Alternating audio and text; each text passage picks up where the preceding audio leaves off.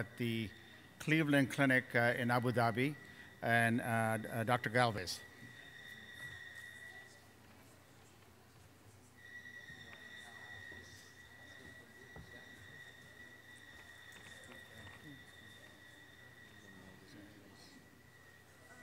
Can you have the screen up?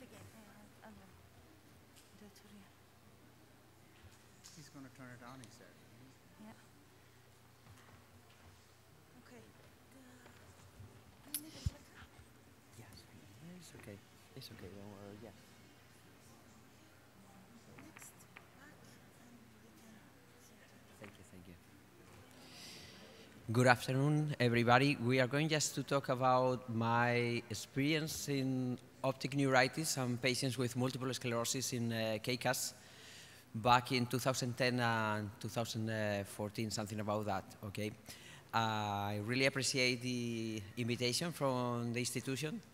And the importance of seeing patients with optic neuritis is just because some of them eventually they will have multiple sclerosis in the future. And that's why it's very important to take care of these patients.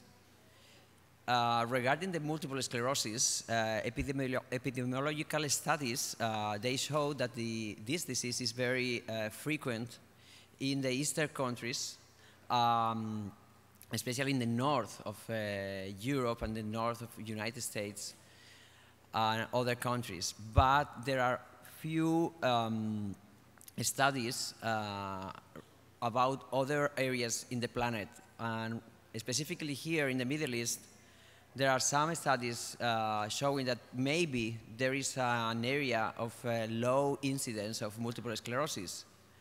But this is contradicting a little bit our experience here, because in fact in our clinics we see a lot of patients with multiple sclerosis, and we see a lot of patients with optic neuritis. That's why it's important when you have in front of you a patient with optic neuritis to keep in mind two questions. What is going to be the recovery of the acute optic neuritis in terms of visual acuity, and what is going to be the rate or the chances of conversion of multiple sclerosis of this particular patient in the future. Regarding the first question, we have to say that patients with typical optic neuritis, typical presentations, usually they do fine with or without IV steroids. They recover a very good visual acuity in general, even though that you can see some degree of residual optic neuropathy, like for example in the OCT, you can see some defects in the RNFL. But regarding the second questions, if you have a patient with optic neuritis, what are the chances that this particular patient has in the future to develop multiple sclerosis? We have to keep in mind that the optic neuritis is the initial symptom of multiple sclerosis in around 30% of our patients. And this is different according to the country you are working. And what are the risk factors of a patient with optic neuritis to develop the multiple sclerosis? For example, you know that females, they have more chances to develop multiple sclerosis. A patient with optic neuritis, and if it's a male, has less chances. Also, you have recurrent optic neuritis, you have more chances. And if the presentation is not typical, we mean that, for example, there is big papilledema, or, for example, the visual acuity is no light perception. This is not very typical for typical presentation of optic neuritis. And these are not related with, or the chances to develop the multiple sclerosis in the future are less. But the main risk factor of a patient with optic neuritis here, for example, is a typical presentation of enhancement after the MRI with contrast. The main risk factor of this patient is just the presence of these white matter lesions that are typically located periventricular. We know from the literature that the optic neuritis treatment trial has studied very well this issue, and they calculated a risk based on the presence of these lesions. If you have a patient with optic neuritis and no white matter lesions in the acute event, the chances are 25% of multiple sclerosis in the next 15 years. But if you have white matter lesions in the acute event, these chances are, the percentage is higher, around 70%, that it's much, much different.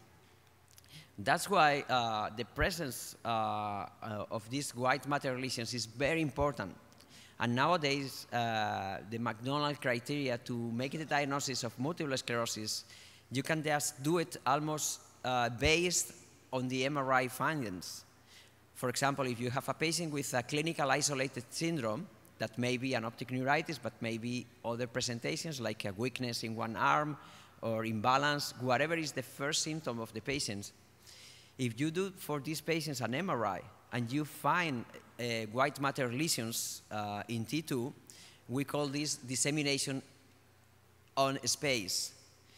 If you do the lumbar puncture and find oligoclonal bands, you have done the diagnosis of multiple sclerosis without needing to have a second episode like in the past. That's why it's so important to request MRI in these patients. Regarding our experience, we realized a study in KKESH when I was working here with 282 patients with acute optic neuritis, and we treated most of them with IV steroids. And most of our patients were required to have less than 45 years and no systemic conditions that they can explain this optic neuritis, for example, oncology disorders or something like that. Were our objectives? We describe a little bit our sample with demographic data. And also, we put our attention in these two things that they are so important: the recovery of the visual function after almost 1 year of follow-up, and the rate of conversion to multiple sclerosis, again, after 1 year of follow-up. These are the variables included in this study. Most of them are normal variables when you see a patient with optic neuritis, and these are the statistical methods that we use with this sample. Regarding the results, the first table is just describing a little bit the demographics of these patients, and you can see here the age is the mean age of the average of age is around 30 years. We follow them around 10 months in average. Most of the patients were females. Most of them, they have only one eye involved. Bilateral presentations were rare. And most of the patients, they didn't have recurrent optic neuritis. And the mean of visual acuity after 1 year of follow-up was 20/40. Also, it's important to see that the most frequent visual field defects were the central scotomas, and the presence of multiple of the white matter lesions in the MRI were about 60% of our population. And the conversion to multiple sclerosis in these patients after 1 year was around 50% of the patients. Regarding the factors that they influence the outcome of the visual acuity in the second appointment, only 2 factors they were related with this outcome. One of them is the presence of recurrent optic neuritis. This makes sense because when you have recurrent optic neuritis, the chances to recover the visual acuity are going to be less because the residual damage in the optic nerve. And also the presence of visual acuity in the first visit, because if you have a very low visual acuity in the first appointment, the chances to recover that visual acuity from light perception to 2040 are less. And the second important thing that we take care of that is just the evolution to multiple sclerosis of these patients. And you can see here that the variables that there were influencing this outcome, the presence of multiple sclerosis diagnosis in the second appointment, were only the presence of white matter lesions in the MRI in the first appointment. This is nothing surprised because this was already demonstrated by optic neuritis treatment trial.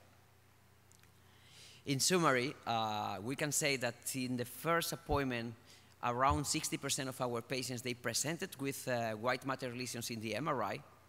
And this rate is a little bit higher compared with the optic neuritis treatment trial because they showed around 50% of their patients, they have these lesions.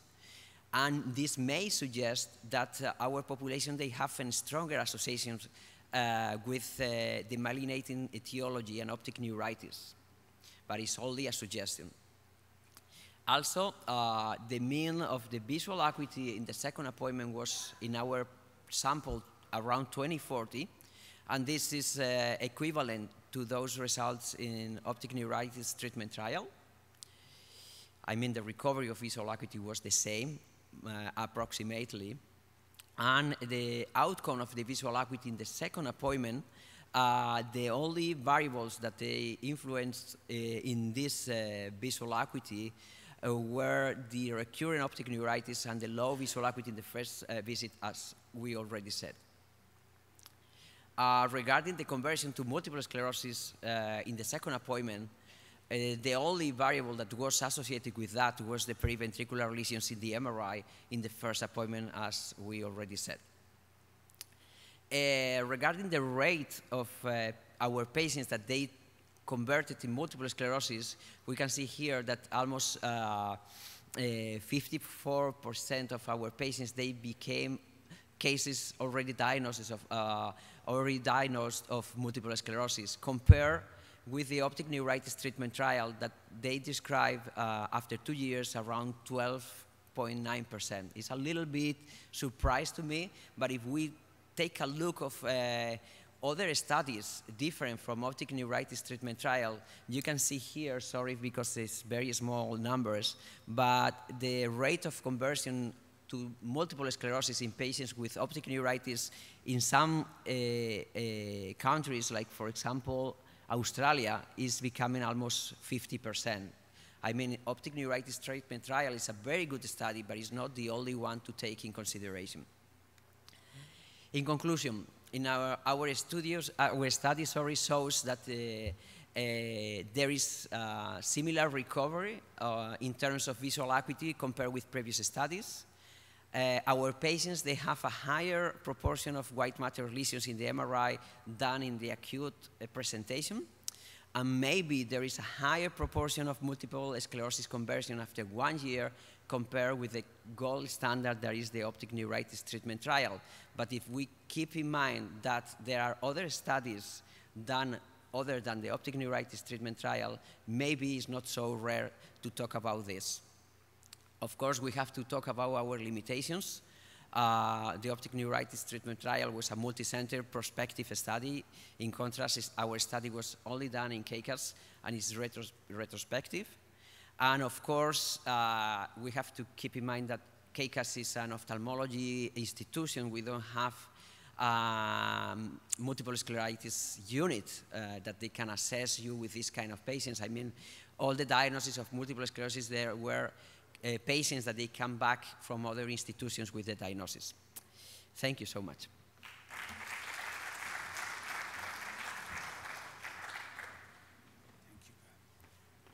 Thank you, Dr. Galvez, for that unique presentation. Our next speaker is Dr. Rizwan Malik, member of the Glaucoma Division at KKESH, and he's going to speak to us on his experience about glaucoma at KKESH.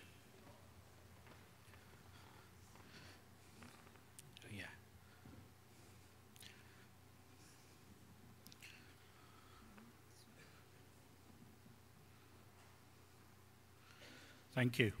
The talk about gifts earlier on reminded me when a patient brought me a camel in the clinic, and I was very happy about the KKESH policy of not accepting gifts at that time. So I'm going to talk about my experience of glaucoma at KKESH over the last 3.5 years or so.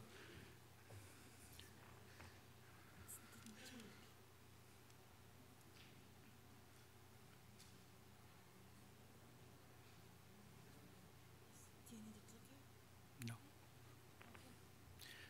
And I've condensed these in view of the time to talk about 7 lessons that I learned from KKESH glaucoma. And these are mostly surgical just to keep it interesting. So lesson number 1 is restore the normal outflow of the eye if possible. This is a patient in his 30s who presented, he'd previously had a lamellar anterior graft and presented with a pressure of 50 and headache after vitrectomy. When we looked at his angle and looked at his anterior segment OCT, we found that he had PAS in the angle. As this was fairly recent onset, we decided to try and restore the angle by doing a goniosynuclear lysis. And what you can see here is that I'm gently dividing and teasing the iris tissue away from the angle. And in fact, he did well, and I was quite surprised because I thought he'd end up needing tube surgery. So this is his OCT pre-op, and post-operatively, you can see that he has a visible angle recess now, where he did not pre-operatively. And he maintained a pressure of between 10 and 12, 2 years post-op. Lesson number 2, MRI scan is sensitive for identifying tube function. And this is something really that Dr. Samir Ahmed brought to my attention. There's not a lot of literature on this, so it's a subject of research at KKESH. But what we found is, in some patients who had a tube, sometimes you're not sure if their pressure's high because their tube's working, or their pressure's high because of a hypertensive phase or something else. So MRI can be very useful. And this is a young 8-year-old girl who had bilateral infranasal barvelts. And what you can see here, you can see a high signal lesion on the T2 scan corresponding to where the plate is. So we knew that the tube was working on the right side, but she also had a tube on the left side, and there was no fluid over the plate on the left side. So we knew that the tube wasn't working on the left side, and we were confident about doing further surgery. Lesson number 3, non-valved implants are successful in children. And I've really been quite surprised about this. But most of the children that I've had, and I've seen from others, who had non-valved implants, very few of them have needed further surgery. And this, although this looks like a Barvelt implant, it's actually an Addy implant. This looks almost the same and almost indistinguishable, except it costs 10 times the price. And we're very lucky at KKESH to have this implant available. So this is an implant being implanted, and I'm putting the plate here behind the muscles, and the tube being occluded, checking occlusion of the tube, which is a vital step in non-valved implants, and then placing the tube in the eye. And this was an aphakic child, so I used an AC maintainer. This is the same 8-year-old girl I showed you the MRI of, and what she has is bilateral inferior nasal Ahmed's. And she came to me with pressures of 50 in both eyes, and she'd had more than 20 surgeries in each eye when she came to me. And not only was the pressure high, but cosmetically these were quite disfiguring. Now she had an exchange of these implants for non-valved procedure, and now her pressure is below 20 in both eyes after the surgery, and cosmetically she looks a little bit better. And Dr. Samir will be talking a little bit about exchange of valved for non-valved implants tomorrow. Lesson number 4, avoid tubes in young children if possible. This is a young baby, just a few weeks old, and you can see he's got bilateral corneal opacities, which is quite typical of the C1, B1 congenital glaucoma we see here in Saudi Arabia. And you can imagine that implanting a tube in this eye would not be a good idea for the endothelium, although sometimes we have little choice, especially in aphakic children, especially because the eye is growing up to about 3 years of age. There's a high risk of tube malposition and endothelial touch. This is another child who's 4 years old, and it's not difficult to guess which eye he had the tube implanted in, because the cornea decompensated, and he also had a tube exposure later on. Lesson number 5, deep sclerectomy can be an effective primary surgery. Deep sclerectomy is not something I learned as part of my training, but it's something I learned from KKESH, from people like Dr. Ibrahim Jaddan and Dr. Saifa Baisi, and I've really been quite surprised as well how well this can work in children who, without any previous surgery. So here you can see a deep flap done of the deep sclerectomy. The Schlemm's canal is being prodded. And then we often combine it with a trabeculotomy. Here's an eye tract catheter, and we're cannulating the Schlemm's canal, and then we can viscodilate the canal at the same time. Lesson number 6. So what do you do when a deep sclerectomy fails? Well, you can needle a deep sclerectomy, and this is not something that's been described in children. So in adults, there's one series by Nitin Anand, and this is a child I needled who had had a failed goniotomy. He was 10 years old, had a failed goniotomy, had a failed deep sclerectomy, and 2 years after needling, his pressure was about 15 just on one drop.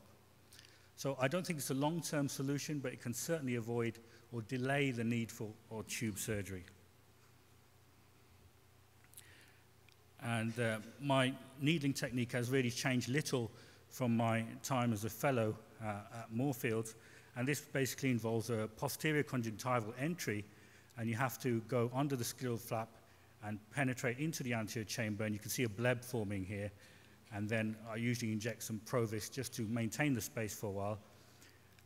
It's a little bit difficult to know how much needling to do, so I often inject an air bubble in the anterior chamber just to maintain the AC post-operatively. And I usually inject mitomycin at the end of the procedure rather than the beginning. And in adults, we can do goniopuncture, but of course in young children we can't.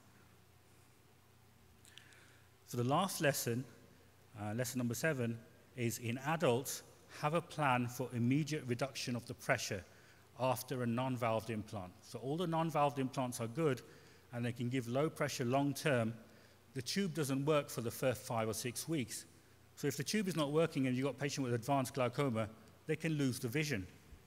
And this is a rather painful lesson I had from this 40-something-year-old patient who I did a Beervelt in his right eye, and his vision dropped from 20/80 to hand movements. And you can see that he has visual field loss, which is close to fixation, and this is obviously a risk factor for losing vision post-operatively. And I did a non-valved implant because I wanted a lower pressure, and also because he's under 50 years old.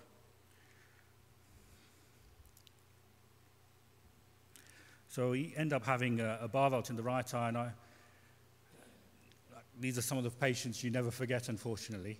And I feel very sad about him losing vision. And in the left eye, I did a Ahmed implant, and although his pressure was not as good, he maintained his vision in that eye. So I've really learned from this lesson, and any patient that I do a non-valved implant who has advanced glaucoma, I will have a plan for lowering the pressure in the immediate post-operative phase. So this patient had an infranasal ADI implant because he had silicone oil glaucoma, and this is his only eye. He was about 30 years old, so that was the reason for doing a non-valved. And the arrow here shows the region in which I did a supranasal trabeculectomy at the same time as his tube.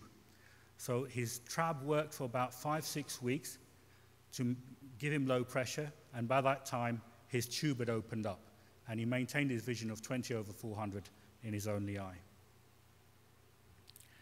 So these are just some of the lessons I've learned here at KKESH, and I really could not have learned these lessons without the cooperation and a very helpful faculty who have come from all over the world, as well as local expertise, and really the experience that you get here is unparalleled.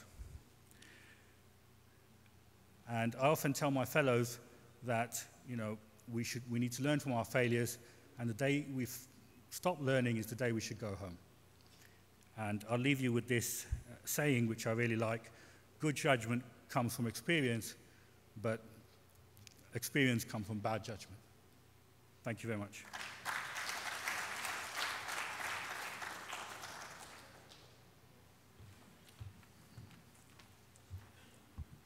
Thank you, Dr. Malik, for those wise 7 pearls. Our next speaker is Dr. Arif Khan. Dr. Arif Khan is no stranger to us. He's the professor of ophthalmology at the Lerner Case Western School of Medicine and also at the Cleveland Clinic. And he's going to share his experience with medical genetics in the Middle East. Arif.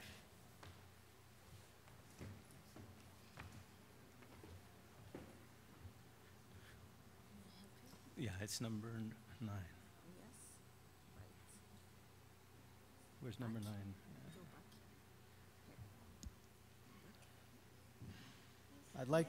I'd like to thank the organizers for putting together this terrific symposium, particularly Dr. Sausen and Dr. Abdelaziz. Yeah, do we have a pointer? It's such a pleasure to come back and see old friends and colleagues, make new friends, and particularly to see the old trainees who are now attendings and educators in their own right. I was here at KKESH from the beginning of 2002 through the end of 2015.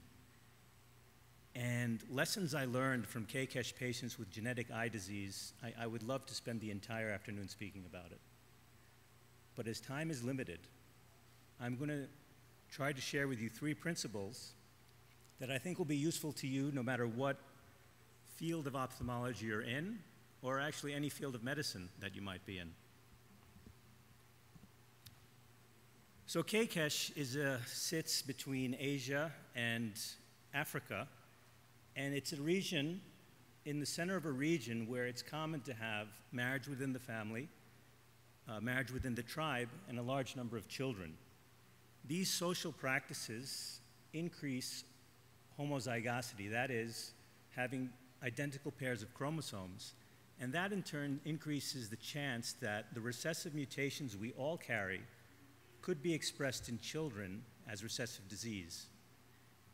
And we see a large number of recessive disease in KKESH, a large amount of recessive disease in KKESH, and that provides a unique environment for making observations and understanding things. This is just a cartoon that shows the same concept, how if parents have a recent common ancestor, a recessive mutation that all of us carry is more likely to come in a double dose in an affected child. So the first lesson I'd like to share with you is that pedigrees only suggest the mode of inheritance. They're not always the end-all, be-all. So for example, here's a family with congenital cataracts, and we look at this pedigree, and any medical student who's taking a test is going to tell you, wow, this looks like a recessive disease. And sure, that makes sense because the parents are first cousins, and we see a lot of recessive disease in the region. But when we test this family, the child has a new dominant mutation in one of the cataract genes. So although recessive disease is very common here, and many pedigrees are first current marriages, we still see dominant disease in the region, and we shouldn't automatically jump to the conclusion that we're dealing with recessive disease. On the other hand, in this pedigree, any medical student, good medical student who's taking a test and is given this pedigree, would choose autosomal dominant because a parent is affected and some children are affected. But in fact, this family, which is also first cousin marriage, is an example of pseudo-dominance. Actually, there are 2 mutations causing the disease. It's a recessive disease. The mother is affected. The father is a carrier. So every child is going to have 50% chance of being affected, but it's not dominant inheritance. It's pseudo-dominant inheritance. It's a recessive and a carrier. We see a lot of that in the region. Here's another family. This time the parents are not related. The family has congenital cranial dysnervation phenotype. 2 children are affected. Certainly looks like recessive disease. But again, pedigrees only suggest things. The only way we really know is by doing genetic testing. And in this family, the father carries a mutation in his testes, a dominant mutation in his testes, not in his soma. So he's not affected, but the children have a 50-50 chance of getting this autosomal dominant disease, gonadal mosaicism. The second principle I'd like to share with you is that more than one genetic disease can coexist in a patient or in a family, particularly if you have a background of increased homozygosity. So here's a child who's referred with Usher syndrome. He has retinal dystrophy and he's deaf. And you can see that he's got hearing implants, and it's certainly very reasonable to make the diagnosis of Usher syndrome in him. But, and his Dr. Sausen is here, I think she'll enjoy this picture. When we look at his retina, the retina suggests a very specific gene mutation. It's one of the few semi-pathognomonic phenotypes that we see in retinal disease. This patient has a retina suggestive of the enhanced S-cone syndrome. The ERG proves it because it's a pathognomonic ERG, and genetic testing shows mutation in NR2E3, which is the gene associated with this retinal condition. But deafness is not part of it. So why is he deaf? He has a completely separate recessive mutation in a deafness gene that has nothing to do with his retinal disease. So he doesn't have Usher syndrome, he has two different diseases. And we don't see that uncommonly in this region. Here are two brothers with severe microphthalmia and their cousin who has anophthalmia. This family was enrolled in a genetic study, and the lab was very excited in examining this pedigree to try to find out a recessive cause for microphthalmia/anophthalmia. But in fact, to me, to a clinician, although to the geneticist these two conditions look very similar, microphthalmia, the two brothers have severe microphthalmia, which is not uncommon when you have an appearance like this, whereas their cousin has true anophthalmia, which is very, very uncommon. To me, these are two different diseases. The lab was struggling to find a cause, and they couldn't find it. But when I finally convinced them to treat them as two different diseases, although they're in the same family, they found the mutation in the two brothers and a completely different mutation in the cousin. So again, although the phenotypes might look similar, two different diseases in one family causing their disease. This gentleman was referred as a new syndrome. He's aphakic because before he had lens surgery for lens subluxation. He has retinal dystrophy, childhood onset, and he has kidney failure, also childhood onset. There's no condition that I'm aware of where all of these things come together. But he's aphakic because he had lens subluxation, and when you look at him, he has a myotonic face. This suggests the most common cause for ectopia lentis, which is fibrillin mutation. Patients with fibrillin mutation have very flat corneas. When we do keratometry, he has a very flat cornea. He has fibrillin mutation. But why does he have a dominant fibrillin mutation? But why does he have retinal dystrophy, and why does he have kidney failure? He has recessive mutation in a completely different gene, giving him that cause. So although everyone was considering him one syndrome, again, he has two different diseases, a recessive disease and a dominant disease. Always be careful in these patients. Finally, my last lesson that I want to share with you, and I think it's the most important lesson, is clinical exam is more powerful than genetic testing. There's a condition known as Knobloch syndrome, and it's pathognomonic for collagen 18A1 mutation. You can look at the eye and diagnose this condition because no other gene mutation gives you the findings in Knobloch syndrome. They have smooth irides, they get ectopia lentis, vitreous degeneration, and a very, very distinct retinal phenotype. Sometimes they have occipital defects, but it doesn't matter whether or not they have them or not. The eye phenotype is pathognomonic. Every single patient that I've ever seen with this eye phenotype has had recessive mutations in collagen 18A1 by sequencing, except for one. And this was the one patient who didn't have mutations in that gene. I was very disappointed, but the lab was thrilled because now they thought that they could find a new gene for Knobloch syndrome. So they did whole exome analysis looking for homozygous regions. They found a gene that's highly expressed in the eye. There was a change in it, and it was published as a new gene for Knobloch syndrome. But in fact, since then, I saw other patients with mutations in this gene. They have a completely different phenotype.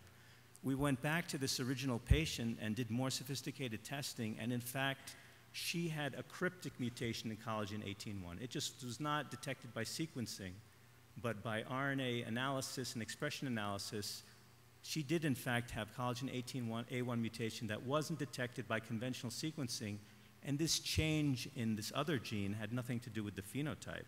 So again, the phenotype was right, just looking at the lab results was wrong. This case is a retinal dystrophy case that was referred for a second opinion. It's an 8-year-old girl who had poor vision and nystagmus since she was 2 years old. Her father was told that she would be severely blind and that she would worsen with time. But the father noted improvement, and thus he came for a second opinion. No one else was known to have retinal disease. The girl had had genetic testing outside an NGS panel. That's something that's very common these days. And the results of that report showed recessive mutations, according to the report, in 2 genes, 2 retinal dystrophy genes, CRB1 and IAPL1, both of which are suggestive of severe disease according to the analysis by the lab. So getting ready to look at her fundus, I was expecting to see a horrible fundus. And it's not a pleasant thing to have, but she just has a bullseye maculopathy, which is really not something so severe that I would, a severe phenotype that I would expect from 2 different mutations in 2 different genes. So we went on to do electrophysiology in this patient, and her rod function is down, her cone function is down, and when we do the combined response, she has an abnormally high B wave. And it's abnormally high not because she has abnormally high function, because it's an artifact caused by mutation in a specific gene. This is another pathognomonic ERG. This is pathognomonic for KCNV2 mutation, so-called cone dystrophy with supernormal rod response. And it's known in these patients that they often have nystagmus in the beginning, and as time goes on, the nystagmus goes away, consistent with what the father observed. So I called the lab, and I asked them if KCNV was on the panel, and it wasn't. They still had the blood of the patient. They tested KCNV2, and the patient had mutations in KCNV2, which is a relatively stationary phenotype. It doesn't really progress that badly. So the previously reported changes in those 2 mutations analyzed by the lab, they were variations, but they weren't mutations, and they had nothing to do with the child's phenotype. So this shows how important the careful clinical exam is, and it's more powerful than molecular testing. The final case I want to share with you is perhaps the most important, and if you remember anything, remember what I tell you here. This is a 3-year-old girl who presented with accommodative esotropia, and she had retinal dystrophy. I took a look at the retinal dystrophy. I had no idea what it was. So I do what I often do in these situations. I look for other family members. And in fact, the mother had a retinal dystrophy, and she had a pathognomonic phenotype, again, for enhanced S-cone syndrome. So we know what the gene is in this. I'm expecting now that the mother is affected with 2 mutations in that gene, the child has 2 mutations in that gene, and the father must be a carrier, pseudodominant inheritance. So we do genetic testing, and we find a common mutation that's been reported multiple times in the Middle East. The child has 2 mutations in it, the mother also, and when we test the father, it's reported as normal. Now, this family made me lose sleep at night, because this brings up the possibility that this is not the father, because he needs to be carrying that mutation for the child to be affected. So what do we do in such a situation like this? We draw the blood again and retest, and he has the mutation. And I want to highlight that any genetic test can be wrong. It's just a test. And we really have to look at the patients and understand what's happening and not depend so much on the results of molecular testing. So in the time allocated for me, I've gone through a couple of broad lessons that I've learned from patients here with genetic eye disease. It's such rich material here, being in the center between Asia and Africa, and the population here, the resources at KKESH. There are still many more lessons to be learned, and I'm looking forward to learning more from further work at the institution. Thank you.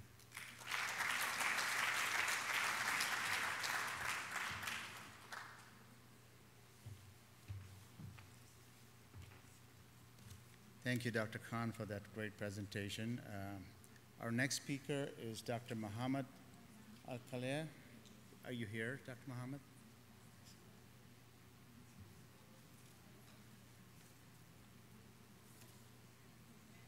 And Dr. Muhammad is from the Center of Health Research Studies.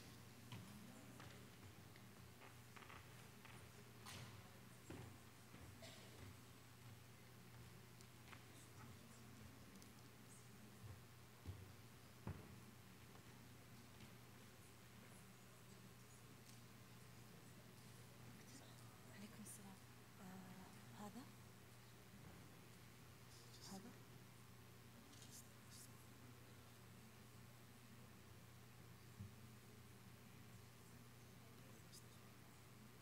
No.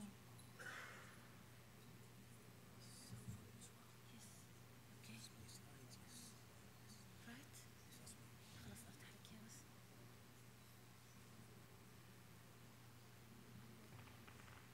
تحتاج كليكر؟ Assalamu alaikum. Good afternoon. I would like to thank the organizer for inviting me for this event, very important event, and very special area of research, ophthalmology.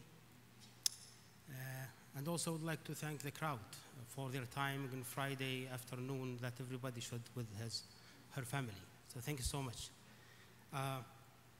My presentation will be about the Center for Health Research Studies at Saudi Health Council.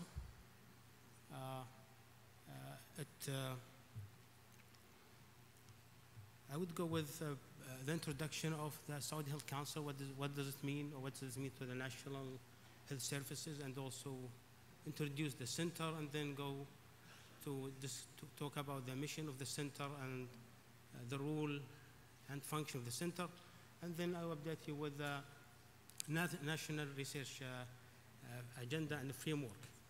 So, thank you so much.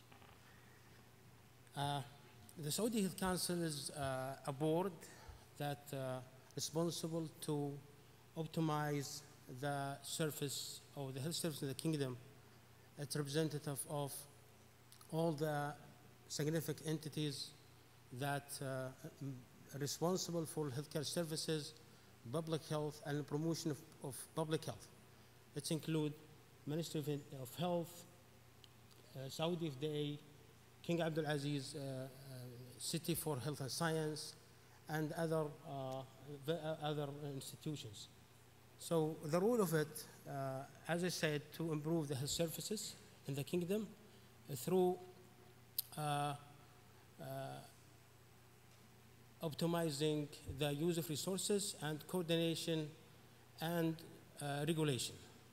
If we looking at the system 15 years ago, it's not as we have today.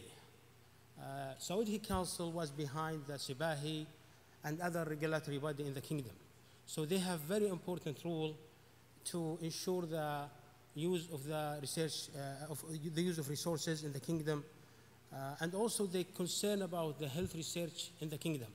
This is why they suggest and propose to the Saudi Minister Council, that's Majlis al-Wuzara, to have an entity to be responsible for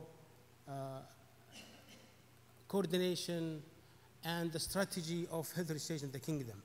So the establishment of the center was based on that recommendation. And the mission of the center is to build an effective and sustainable health research system that will help and develop and implement national health research strategies across the kingdom. So the function of and the role of the center, part of it developing the strategy for the kingdom. We know that research is scattered everywhere, and there are many organizations do research and they have their own initiatives. However, there should be a strategy that we should all follow to ensure we serve the public health effectively and efficiently, and also to ensure that the kingdom, it's up to the expectation when it comes to research and innovation. So one of the goals of our center is to be responsible to develop a strategy for research, and also coming with a research priority, working with all entities, including the new entities we call it, as we may know, that CDC, which established 2018. So also we have a responsibility also to develop an ecosystem for researchers to do research. We are responsible to provide certain guidelines that help researchers to get access, for example, to data, and also have access to share data and getting sample. And we are working hard to ensure that every researcher do not have that barrier with respect to either getting the data or sample, or also sharing data with each other, and also to ensure they get access to fund. So other responsibility also funding. Funding, we have different entities to fund research. As we're going to talk about the framework of funding and the strategy and the framework of research in the kingdom. So our responsibility to also to ensure that we have enough funding for research that fulfill the need of the strategy.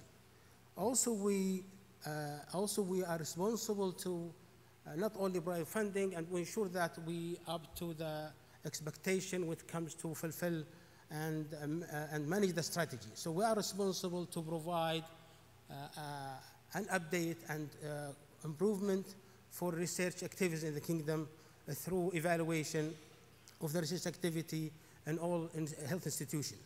And also provide or work with collaboration with certain entity to ensure health institution work according to standard that relate to research, for example, SIBAHI, FDA, and the National Bioethics Committee. Also, we are responsible to also create database, either through the National Health Information Center, which is at Saudi Health Council, which are responsible to create registries for certain disease, and also to ensure that have a data to concurrent project and research, and also previous research, to ensure there is no duplication of certain research. As you know, also we're responsible to ensure securing funding from a private sector and other funding agency, and create a model how these how health institution organizations use that fund.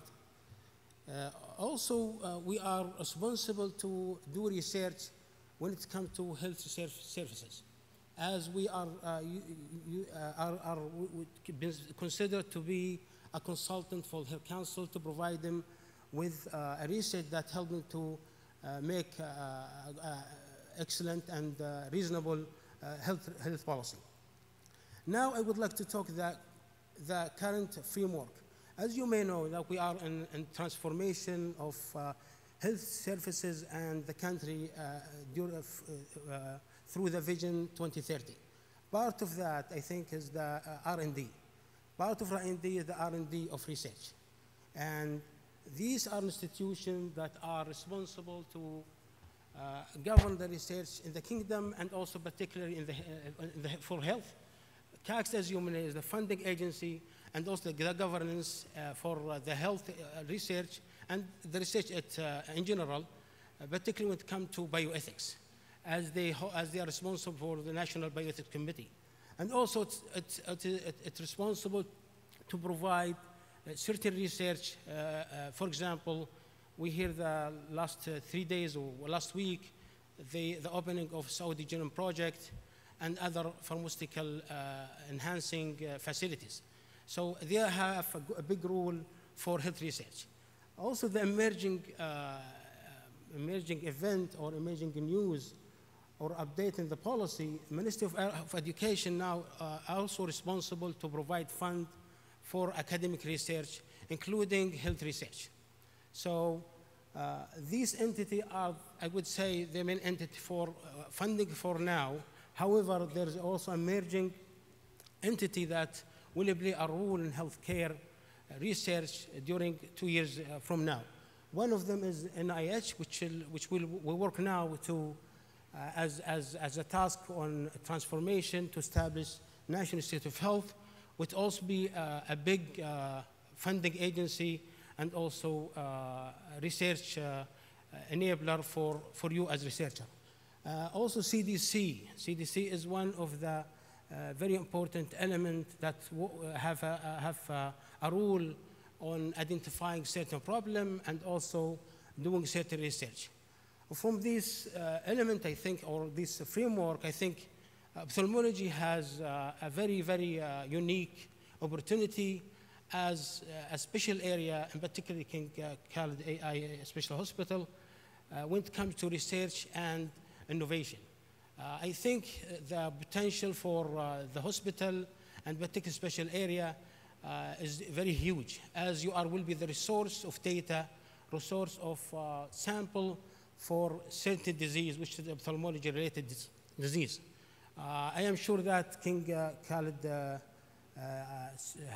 Specialist Hospital will be one of the big institutions that will play a very important role when it comes to specific area of innovation. So thank you so much for this opportunity for this presentation.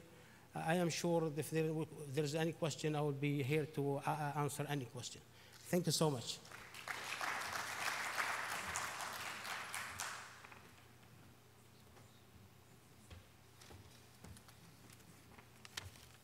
Our next speaker is, thank you, Dr. Muhammad. And our next speaker is Dr. Hassan Dibi. Dr. Hassan Dibi is the Director of Research, Senior Academic Consultant, Director of the uveitis Service at the King Khalid Eye Specialist Hospital. And he's going to speak to us on the obstacles of research at KKESH. Thank you.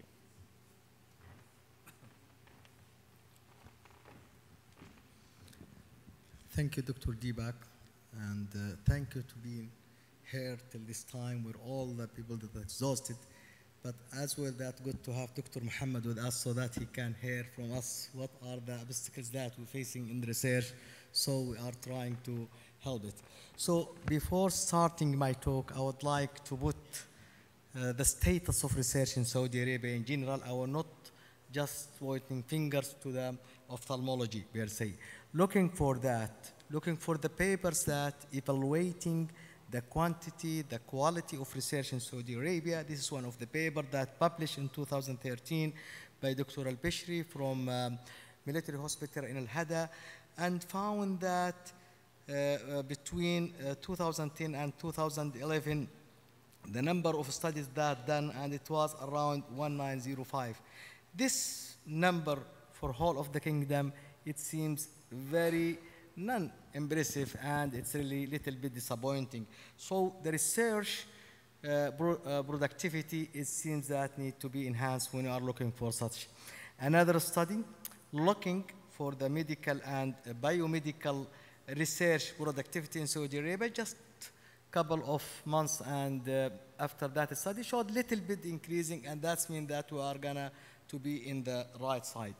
One more studies done, which is very look for it and being published on Saudi Council Journal, and looking for the productivity and the worldwide ranking using the relative specialties index, and this is comparing between the specialties, either the medicine, the ophthalmology, the neurosurgery. So looking for which one is that productive. And when we are looking for that, this is really busy schedule, busy tables. But when you are looking for the ophthalmology per se, it is gaining relative specialty index of 0.37, which is very high. The most of the subspecialty is less than, even though 0.0. So this is really, for us, it's mean that we are highly productive, and even though our ranking between other subspecialties is high. So the looking for that from the number of research is really is less than we expected from whole of the world that's surrounding. So in generally, the research status in Saudi Arabia, it's not reaching the expectation of higher authority, and we are looking for what are the barrier, the challenges, the obstacles that facing when we are doing research. And if you're looking for this table, this is really clinical trial, which is really reflecting the how much of the people that they are really specialized in research, looking for phase 1, phase 2, phase 3, and phase 4, and looking for the total over 2002 until 2017, only we have 242, which is really reflecting that our participation in the clinical trials locally and internationally is really that reaching our expectations. Now let us to look for what are the obstacles. There is one article was published just 2017 by Dr. Al-Suwaidan Salim from King Fahd Medical City, looking for the barriers and challenges that could and obstacles for the clinical trials in Saudi Arabia, which is really the real practice. The first one that found institutional challenges, and the second one is IRB matters.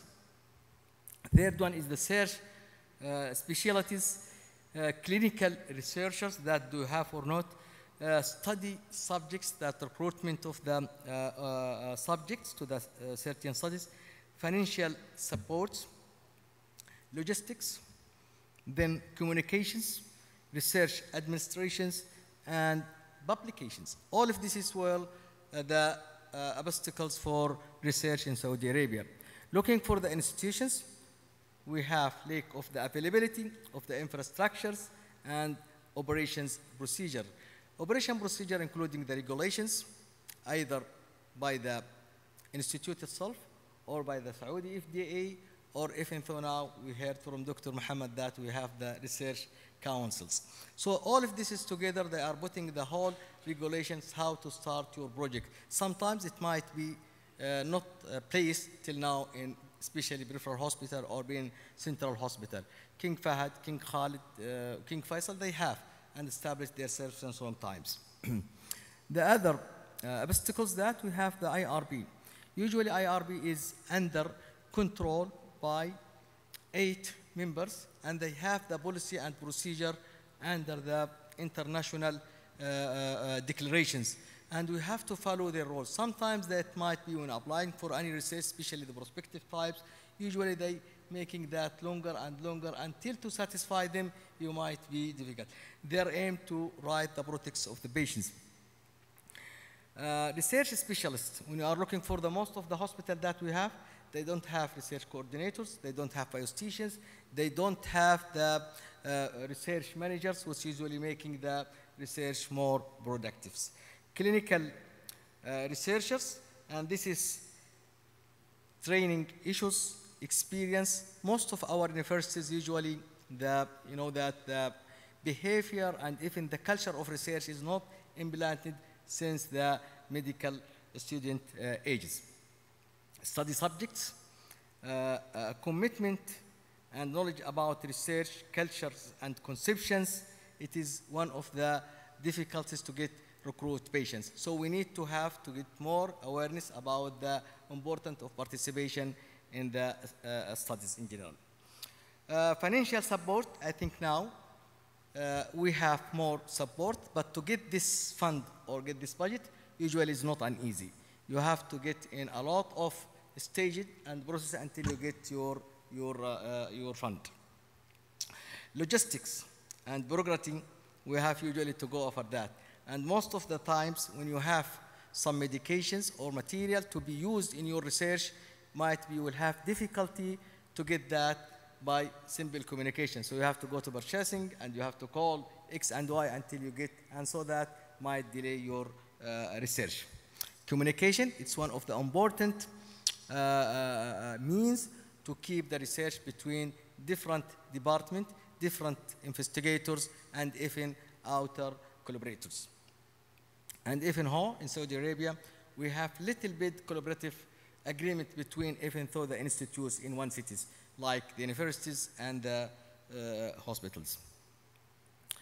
Then research administrations, and this is where we have the difficulty, the bureaucracy to get the approval and the legality issues in all the projects. And needs to be make it very simple, accessible, online, and we have to have an inspection over this. So when we have complaint from here or there, we know where is the problems. Publications, as you know that in Saudi Arabia we are non-native English writers, and this is one of the difficulties. We don't have an experience how to go with the writing up papers in the manners, and even though editing and selecting the best journal that with high impact factor that making our research will be more visible in all the community that we are dealing. So by this I can say and conclude my work, what are the most important obstacles in research? We have lack of interest. Most of the new generations, they like to go in the private, as you know, and experience in conducting research. Second, inadequate training of members of research teams. Third, inadequate research infrastructures, regulations, strategic plans, and financial resources.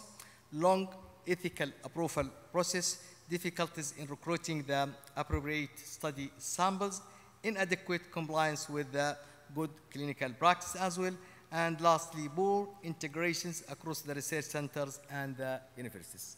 Thank you, and I'm willing to answer any questions in that.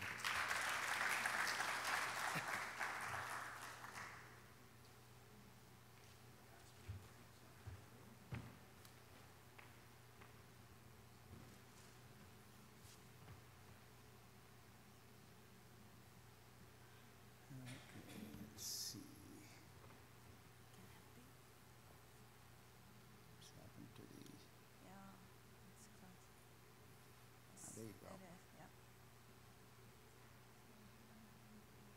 Okay. Yours. This one. Yeah. Okay. Video. So good afternoon, everybody, and thank all of you for staying so late to this research session and listening to us. So my topic today, and I thank Dr. Naulati and Dr. Aziz for inviting me to speak on research at KKESH, observations from the past, and a few reflections from the future. So to our education colleagues, I plan to violate every adult learning principle in this talk. I wish I had heard your talk before, and so it's totally disorganized, and so forgive me for that. So these are random reflections. So at KKESH, over the years, I reflected on what I did here over the years, and I wore a number of hats here. So I felt like Dr. Seuss, and here I wear a new one here again. So if you look at those of you who are fans of Dr. Seuss, this statement was quite appropriate, which said, I know it's not wet and the sun is too sunny, but we can have a lot of good fun, and that is funny. So that kind of applies to Saudi Arabia, and it's really been a pleasure to be here. Now, we talk about waves of expatriates coming to the country, and we at a dinner a few nights ago spoke about a first wave, those who came in the 80s, and there was a second wave, and there was some with many waves in the kingdom. So I'm proud to say that I'm still riding the waves and very happy about that. The person who recruited me was Jack Chandler, who's in this picture. He was my program director when I was a resident, and he was medical director here. Unfortunately, he passed away this year in May, but he was the driving force for bringing me here. So I still recall the day when he received me at the airport and then brought me to the clinic. And when I saw this sign, and if you look carefully, you'll see the two areas to the toilet and the glaucoma clinic pointing in the same direction. So that got me a little worried, and I felt that things were going down the drain at this point. So it was worrisome, but on the other hand, I had very knowledgeable, wise colleagues, and one of them here in this picture, I think many of you recognize him. Not only is a wise person and has been here for many years, but has this nasty right kick on the football. This is in the desert in Ramah many years ago. So the kingdom has been a lot of fun, enjoying the desert, with colleagues and cooking out there, the beautiful sunsets from the KKESH compound, the never-ending dunes, and long, endless roads in the desert to explore, and these have always been fun. Now, when you've been here with your family, and with, especially with my son who went to high school here, you have a lot of interesting opportunities. So my youngest son, and I think a lot of you know him, and my wife always complains that the people on the compound thoroughly spoiled him.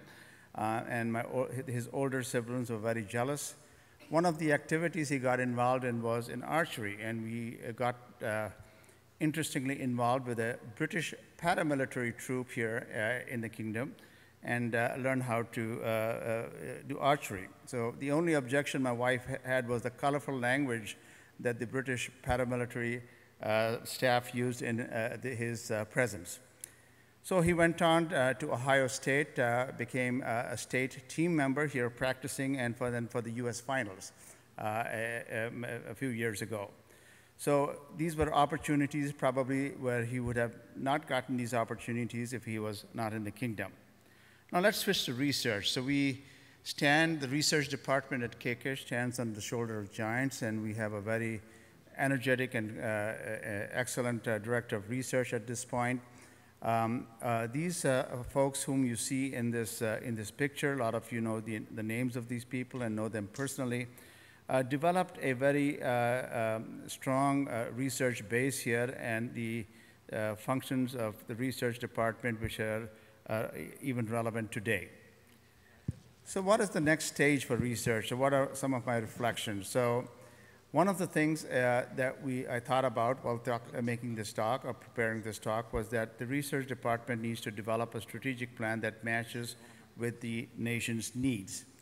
And that is made slightly easier with the National Transformation Plan. You heard about that earlier on in the talks. And I think Dr. Devi is working on developing a plan, strategic, that is in alignment with the National Transformation Plan. It's important, along with that you engage administration, and we'll talk more about that in a minute, staff and trainees, to make sure that this plan works. And of course, define deliverables and outcomes of that research strategic plan, and I'm confident that will happen. And then once we develop that plan, one needs to stick to the plan and modify it only if needed. We also need to do somewhat of a SWOT analysis, and mainly identify the strengths and innovate. We know that there are many strengths. Of course, patient volume is one of them. We have unique diseases, as Dr. Khan just pointed out in his talk. And then we have another very important resource is the electronic health record system. We are totally paperless, and as of Wednesday last week, we have 1.17 million encounters within that research electronic health record, which would be a tremendous resource for research that include access to care planning, benchmarks, quality of care, and clinic structure. These would all be helpful. We also have committed resources from the hospital, makes it simple. And of course, other innovative things such as tissue biobanking. We have a large, busy surgical team at KKESH, and developing a tissue bank for future research would be something to think about. So as we all know, there are different types of research: basic research, clinical, and translation. We're pretty strong at clinical research at KKESH. And one of the things we would hopefully emphasize in the future is not just research for the sake of doing research, but find out ways on how we can prevent disease. And this is also part of the National Transformation Plan. One of the things that's dear to my heart and to many people on the glaucoma service and on the pediatric ophthalmology service is to find ways to eradicate congenital glaucoma in the kingdom, as was outlined in this plan published by us last year. So this is the plan that is in play and hopefully will start next year. Outcomes research is important. I think KKESH has tremendous volumes of patients. We can use the EHR to really do outcomes research. So just to give you a short example of a paper we published a few years ago, and this looked at diode cyclophotocoagulation using long burns and short burns. So the dogma in the United States is to use long burns for pigmented eyes and short burns for non-pigmented eyes. We found that the long burn concept caused more inflammation, and at the end of the day, this study proved to us that you don't really need to use long burns. You get more inflammation, the visual acuity is worse. And so I changed my practice based on these outcomes of this study. And so I think we need to see more of this type of research at KKESH. Of course, we need to collaborate. We are an eye institute. We're on our own, but we are the little tiny mouse that roared, if you want to call it. And there are a number of ways to collaborate. We can collaborate in the basic and translation areas, and we have done that, and KKESH continues to do that. And I think we need to collaborate more on the national and regional front. The international has been quite well established. Now, we as KKESH as a tertiary care center has this tertiary care center syndrome. And what I mean by that is that you see the most complex patients in the hospital. The common patients are not eligible, so many of these patients are not the kind of patients you look for in clinical trials. So we're hoping at some point in the very near future, we establish a KKESH collaborative clinical trial center. And this is a concept I tested about a year ago at the University of Illinois. We got 40 of our former glaucoma fellows and residents who went into glaucoma and developed a platform after consulting the IRB to develop clinical collaborative trials using a database that's available for free in the United States called the REDCap database. So to make things short, we have 2 clinical trials going on, 3 abstracts, and 1 paper submitted in 4 months. So I think this is a viable concept. I know there are a lot of residents and former fellows who are interested in research, and for us, providing us those resources would make it something that would be, I think, is an effort worthwhile. Now, we've spoken about this at various times, and the issue about KKESH, the Ministry of Health, and the issue of service versus academic activities. So the mission, of course, of KKESH is the typical academic mission of teaching, research, and clinical care. The Ministry of Health also supports all of these, but I think service is a greater priority. And how do you balance these activities? So KKESH within the system is somewhat of a nice anomaly, but this is something that needs to be addressed for the future, how to make this more, make the academic research mission a more strong and a more viable one in this century. Another conundrum that one faces is with human resources, and I say this in a nice way. We always, on research administration, have this issue with the HR, and this is again related to the Ministry of Health and the way it functions. I think it's important for research administration to work how HR works within the framework of the Ministry of Health, and I think that makes problem solving easier. It's also important that we understand all the research policies, but also the MOH also needs to understand that these categories of research personnel need to be expanded and competitive compensation provided. So the paragraph below kind of tells you an abstract from a paper suggesting that there are a lot of PhDs that do a lot of good work, but the research is mainly done in these PhDs by the universities. So how can you combine all of this? The transformation plan and the corporatization of services might be an answer to this question. So training is, again, a very important component of this whole story. You got to train medical students, and KKESH is doing a wonderful job. Graduate students are a good opportunity where they could do PhDs under various mentors. Clinical coordinators need to be trained, and I think this is one of the things we're going to address next year, create a clinical coordinators training program. It's already been approved by the Saudi Commission. It just needs to be activated. I think KKESH still does a good job to train residents on how to do research, how faculty and fellows, nursing, pharmacy, and other staff are other opportunities for the future.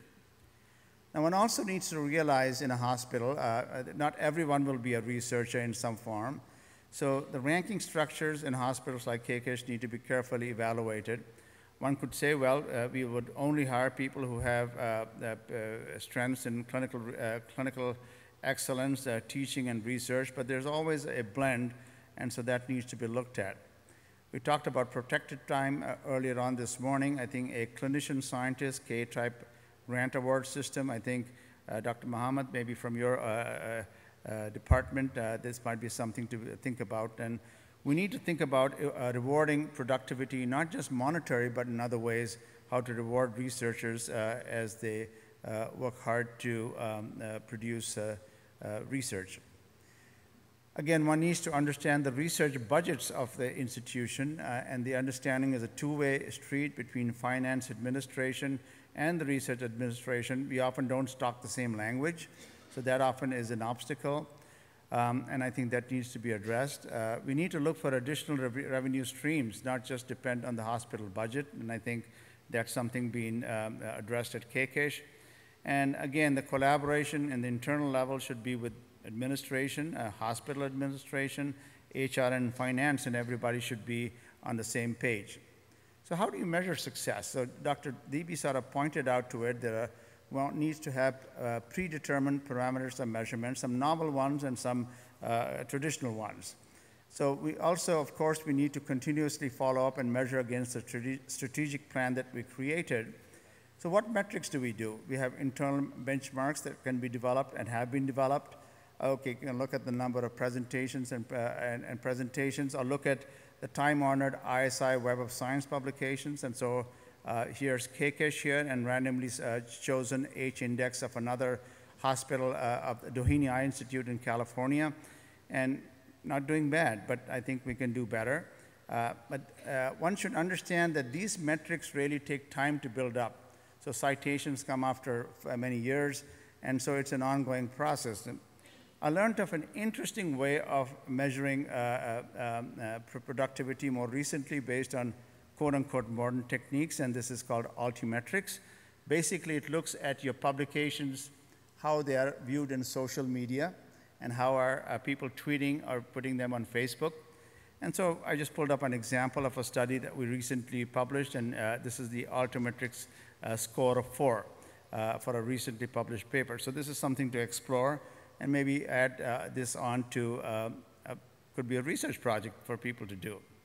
So in summary, the research enterprise at KKESH is alive and well. A change in direction with better focus on a strategic plan will yield rich dividends. Training at all levels is critical for sustainability, and we addressing the issue of an academic center within the Ministry of Health might help overcome many of these obstacles. And again, it will require teamwork. The team in the research department cannot do it alone. Thank you very much. So I'd like to invite the speakers to come up to the podium and open the floor for discussion. Any questions from the audience?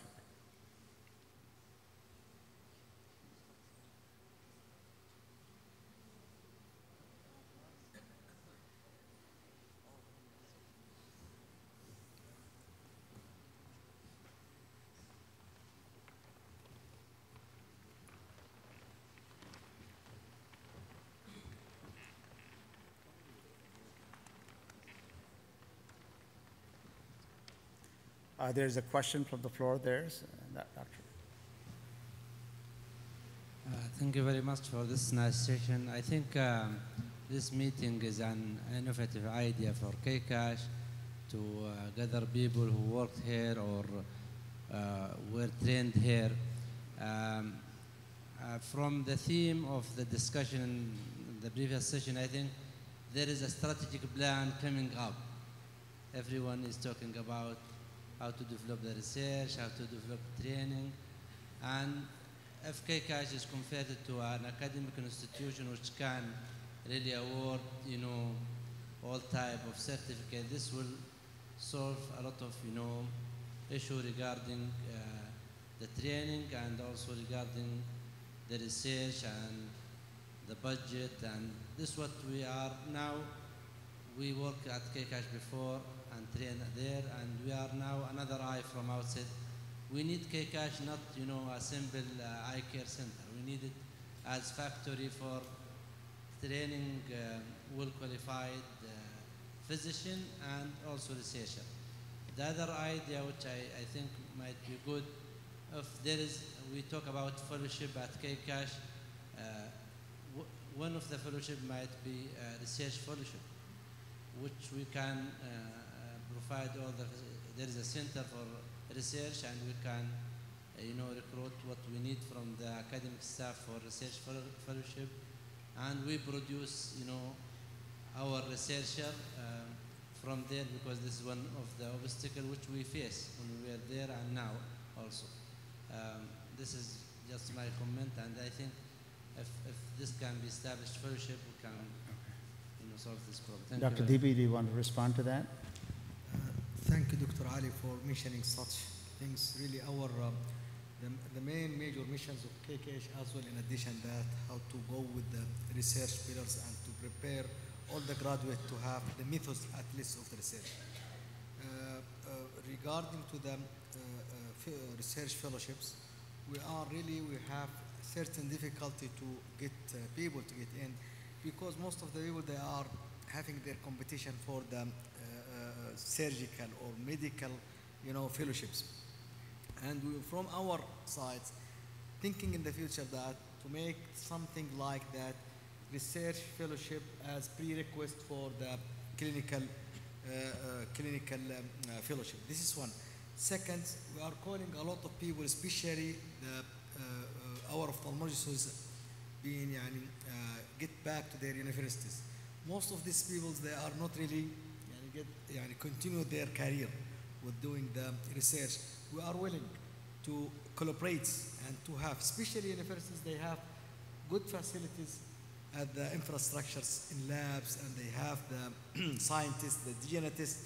But actually, when we are going to that point, we lost our people. So I think so, making some sort like a team all over the kingdom, as Dr. Deepak mentioned, that he will call his most of glaucoma fellows and making one family of research.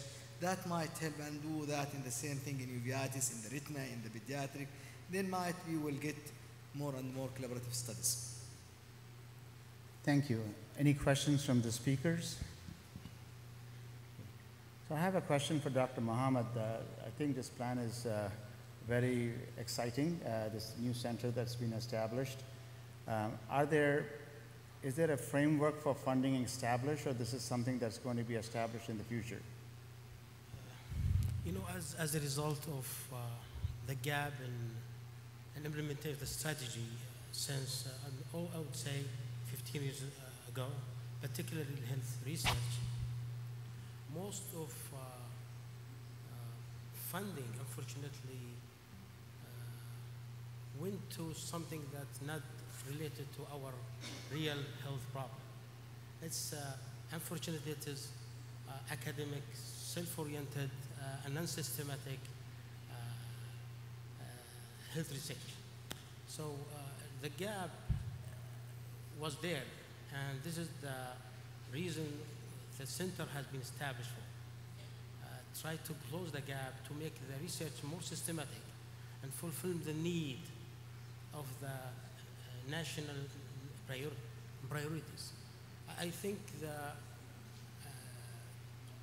current transformation focus on added value for the community, not the individual, and part of it solving the national problem. For example, when it comes to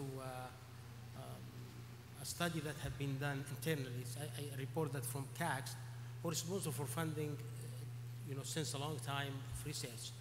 They found out almost 15% of the priority have been fulfilled, and the fund used for all 15%, and the rest have been utilized, unfortunately, for proposals that not meet the priority. Unfortunately, usual priority need a long-run project and a systematic approach rather than just something that you're interested to do it and you're done and you finish. So even KKESH has a problem to make people focus on certain things. They have deadlines. When it comes to deadlines, unfortunately, a small number have been focusing on the priority. And then the fund, if not utilized, then go back to the Ministry of Finance. And then they try to also to promote research. They use it to improve the infrastructure of the universities and the centers. So I think the model is different now. There will be a huge fund, particularly an opportunity for your hospital. You can engage with, I would say, 1 billion will be allocated for research for next 5 years for health science and related, which is funded by Ministry of Education. So having collaboration with King Saud University and another university, I think you can work with them. This first. Second, I think, which is very important, the setup for the hospital here is really a hub for data, for samples, for biobanking, for, I think, also to fulfill certain priorities. For example, diabetes, you have retinopathy diseases. I think the opportunity here is, I would say, it's not, it's amazing. I think you have a huge opportunity. It depends on, I would say, the internal policy procedure that you make people motivated and applying and collaborate with other institutions. Thank you. Any other questions from the audience? There's one back there. Thank you. I have a question for Dr. Galvez. That was a very interesting paper, and I wondered if some of your points about poor visual acuity at presentation and greater dissemination of lesions in this brain could have been related to a medical record clarity about whether or not there had been a clear episode prior, and also perhaps to delay in healthcare for women, and to get into KKESH to see a neuroophthalmologist could have related to perhaps prior episodes that were undetected. And then the other question was about about a lack of bilaterality, because that would suggest a more benign disease process, and whether that was supported by changes in visual evoked potential at assessment when the patients were initially seen, i.e. that the normal eye was really normal and did not have a delay in latency.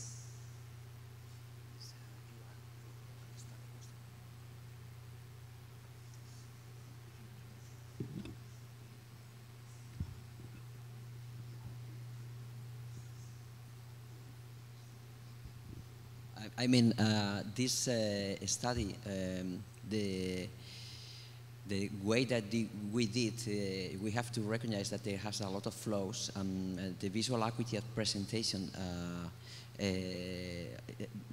here was mainly following the same tendencies that the optic neuritis treatment trial. We didn't find any difference between the visual acuity at presentation in our sample and the visual acuity in optic neuritis treatment trial.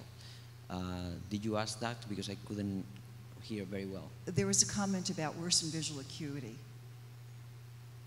at presentation and finally. If there was. Sorry, but the sound is very, very bad. Yeah, it's kind of unclear here for some reason. The question about optic neuritis and poor vision, and then association of that with greater dissemination of lesions in time and space. And the question that I have is whether or not the vision and visual outcome was related to perhaps a prior episode of optic neuritis that may have been undetected or uncommented upon because of delay in achieving health care for women, and especially for any patient, male or female, to get through the clinical system at the eye hospital to neuroophthalmology. Maybe this is a good question, because most of the patients that we have here they refer from long distance, and once that they arrive a little bit late, and maybe the visual acuity deterioration is more than if you catch these patients in the acute event. Is that your question? And you know, in the original there was originally a study on clinical care for patients in the kingdom. And what was noted, I forget the year it was published, but what was noted was that there was a lower percentage of females who went to the eye hospital and were seen, and there was a greater delay for them to get care. So if someone had a transient episode of visual loss, and it got better before their appointment came or before they were able to get through, did the medical record clearly say that there had never been an episode before in your study? Because if that wasn't commented upon and it wasn't clearly asked, then the fact that there were more lesions disseminated at time and space at presentation of when they finally did come in for an episode may have reflected prior undetected episodes. I'm not completely sure, but anyway, I believe I agree with your point of view, but the main problem, you work in KKESH before, and I don't know if you can answer by yourself these questions, but you've been working here for a long time, Well, you know what, I think that the study that was done at KKESH of clinical care suggested what I mentioned about delay for females. And if that's the case, and there are a lot of females in the study, that is going to skew some of the evaluation. At least it has to be looked at with that as a view. Because if there's truly no bilaterality in the presentation, that is that the visual evoked response in the other eye, in the normal eye, was normal, then that suggests a more benign disease. So I'm trying to reconcile the fact that there's no bilaterality. I think we have run out of time here, and sorry, maybe you can discuss this offline, and that would be easier. So if there are no other questions, I think it's time we'll close this session. Thank you all for attending. Don't forget the dinner tonight at KKESH at 8 o'clock, correct? Yes, thank you. Thank you all.